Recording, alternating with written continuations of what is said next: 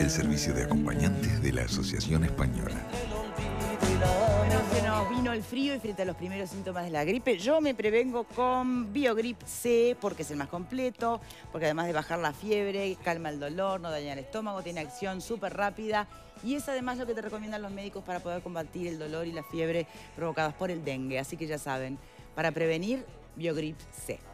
Doctora Rizzo, nos iba a relatar un caso en el que usted participó justamente de una persona que fue procesada con prisión y era inocente. Exactamente. O sea, era un caso en el cual se le tipificó el delito de rapiña a un muchacho que era primario absoluto, de 19 años de edad, y que él decía que estaba en un liceo público en ese momento, cursando una materia. Resulta que ahí hubo reconocimiento de voz de parte de la víctima. Hubo además incautación en su domicilio de una campera y de un gorro que se adecuaba a la descripción que hacía la víctima. También, para decir las cosas tal cual como fueron, el imputado tuvo contradicciones. Entonces, todo eso ameritó a que el juez lo procesara con prisión porque es un delito de prisión. Bien, pero a ver, cuando el joven dice, estoy en el liceo, su abogado defensor no consiguió la prueba... Yo no fui la abogada defensor de él ni lo conocía en ese momento. Yo fui la abogada defensora después. Por eso, pero cuando el que actúa en primera encarcelado. Instancia... ¿No podía encontrar el testimonio de alguna autoridad de la institución pública? Eso yo no se lo puedo contestar porque no fui abogada defensora de él en ese momento. Fui después. No obstante lo cual, de acuerdo a lo que surge del expediente y todo lo que no está en el expediente, como bien se dice, no está en el mundo, tiene que estar en el expediente y no estaba otra cosa, obviamente 2 más 2 son 4, fue procesado bajo esa imputación, con prisión. ¿Qué sucedió? Tomé el caso, bueno, entonces en la etapa de prueba que en ese orden dispuesto por el código, la primera etapa de prueba, son 6 días hábiles, que no son al otro día, ni mucho menos de que la persona es procesada, sino después, propuse prueba y la propuesta de prueba implica tiempo para poderla diligenciar, porque la propuesta es lo que uno plantea que uno quiere hacer. Después, el fiscal que tiene la misma categoría que el defensor y los mismos derechos, entonces también puede ofrecer su prueba. Y después de eso se fija fecha, por ejemplo, si uno propone testigos. Entonces yo propuse que fueran los profesores que habían estado, según decía mi cliente en ese momento, en la clase, que fueran todos los compañeros, lo cual era bastante difícil de que eso sucediera porque ya habían pasado muchos meses de cuando él fue procesado. Pedí además que se oficiara al liceo para que la dirección del liceo informara con más detalle de horarios y demás situaciones, y la suma de todo eso dio por resultado que el muchacho en ese momento en el cual la víctima decía haber sido asaltada estaba en otro lado, o sea, estaba en un lugar público dentro de un liceo. Entonces, obviamente no está clonado, así de simple, por lo tanto uno no puede estar en el mismo momento en 2 lugares a la vez. Entonces quiero escuchar cuando que lo liberan enseguida. No, no fue así. ¿Por qué no? ¿Por qué? Porque eso va a la acusación fiscal siguiendo la escalerita que el CPP, Código de Proceso Penal, establece, y la fiscal dispone por el código de 30 días o para acusar o para sobreseer. Y la fiscal consideró que tenía, de acuerdo a las pruebas, ahora plenas pruebas, la fiscal entonces pidió el sobrecimiento. ¿Qué es el sobrecimiento? El sobrecimiento es un instituto por el cual el fiscal lo pide y lo manda al juez, y el juez, sin más trámite, como dice el artículo, determina la libertad y la terminación, la conclusión del proceso penal en forma inequívoca y definitiva. Bien. O sea, es diferente a otro instituto que se llama absolución. La absolución tiene el mismo fin. Que es liberar a un inocente, digamos, sí. Pero quien lo pide es el juez o el tribunal, o la misma corte puede absolver.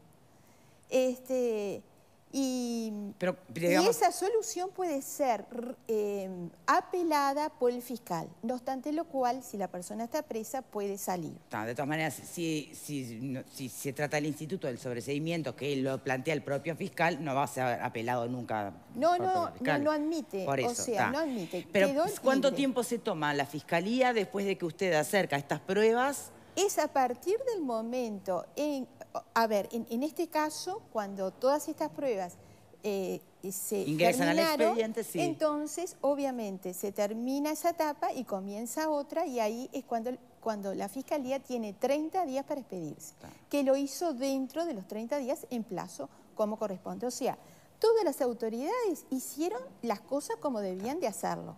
Entonces, perdona que insista, y yo sé que a un colega no le gusta hablar mal de otros colegas, pero yo no le estoy pidiendo nombres.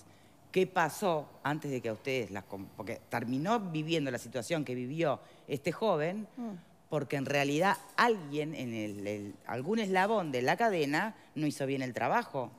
A ver, ¿qué pasó con las pruebas que se podrían haber presentado en su defensa en el momento? A ver, vuelvo a repetir. Yo no puedo hablar sobre una situación en la cual yo ni siquiera conocía... Pero ¿por qué acuden a usted? ¿Por qué? Porque justamente la persona estaba procesada con prisión y no habían encontrado respuesta en cuanto a cómo podían hacer para tratar de salir de esa situación. Bueno, no hace falta que lo diga, ya está clarísimo, ¿no? A ver, sí. El tema es así. Abogados de oficio hay pocos y no siempre están en todo el desarrollo de la audiencia. En Montevideo suelen haber 2 y 2 adjuntos en la vuelta. Entonces no siempre, en el SIC, en cualquier día, son 2 y 2 adjuntos. Entonces no están en todas las audiencias. Entonces no tienen tiempo para entrevistar a la familia, para hablar con la persona. Entonces hacen las cosas lo mejor que pueden dentro del rango de horario que tienen para trabajar. Entonces, obviamente, si ¿no tienen tiempo de hablar con la persona, con el imputado? ¿No tienen tiempo de hablar? Pero a ver, el imputado está detenido, el que tiene que traer la prueba es la familia. Hay que explicar a la gente, es que uno habla y por eso que está tan complicado el tema del nuevo código. O sea, cuando hablamos de 48 horas que la persona puede estar presa, vamos a referirnos bien, privada de libertad, a disposición detenida de la justicia, no son 48 horas, porque el juez no está todo el día atrás del expediente, tampoco la policía. O sea, hay 8 horas que trabajan, juntan las pruebas y el juez le dice, bueno, me lo traslada mañana a mi despacho con las pruebas, cite al testigo, cite al damnificado y venimos. Ahí se van, de las 48 horas se pueden ir 12 tranquilamente, tranquilamente. ¿Qué quiere decir la colega? Quiere decir, el defensor de oficio, por el sistema nuestro, va a conocer al imputado, al indagado todavía, en la propia audiencia judicial. O sea, el primero va a escuchar a los testigos, ese es el orden que se hace, primero declara el indagado, el denunciante, luego los testigos. El defensor de oficio tiene que estar con la cabeza y su lapicera y su bloc anotando todo eso, viendo de qué se lo imputa, para después venir a declarar el indagado por último. O sea, el defensor ya escuchó a la víctima que dijo, bueno, a este caso, entró un señor de campera tanto, así asado. Perfecto. Si hay testigos, lo que fuera, y después por último, o sea, el defensor no llega al SIC, como dijo el Centro de Instrucción Criminal, hablando de Montevideo especialmente, y bueno, pase y hable con su defendido y después lo lleva. No, él no lo conoce. ¿Y eso está bien? Está mal. Porque digo, a ver, yo me imagino detenida porque alguien logró convencer de que había la prueba de que yo cometí un delito. Desesperada voy a estar para que me escuche un abogado, que me entienda, le cuente mi caso y entonces tenga elementos para defenderme.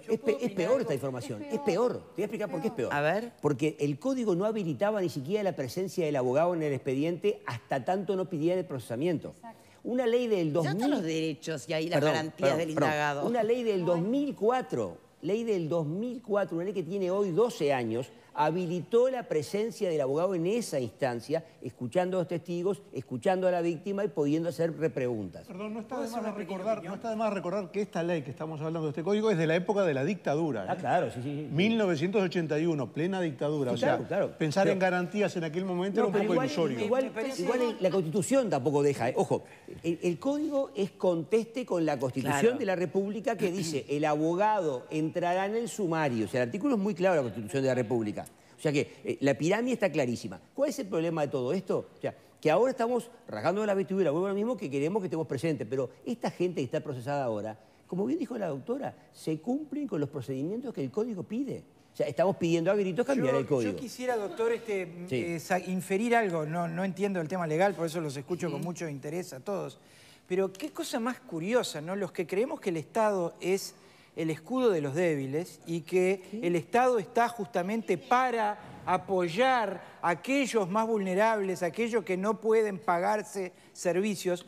¿Por qué los abogados que ofrece el Estado dan un servicio berreta? ¿Por qué la salud del Estado es berreta? ¿Por qué la educación que da el Estado es berreta? Bueno, a ver, ¿qué pasa con este país? Ha dicho Álvaro, vamos a hacer una pausa, que bajen los ánimos y esperamos respuestas. Ya venimos, ya venimos.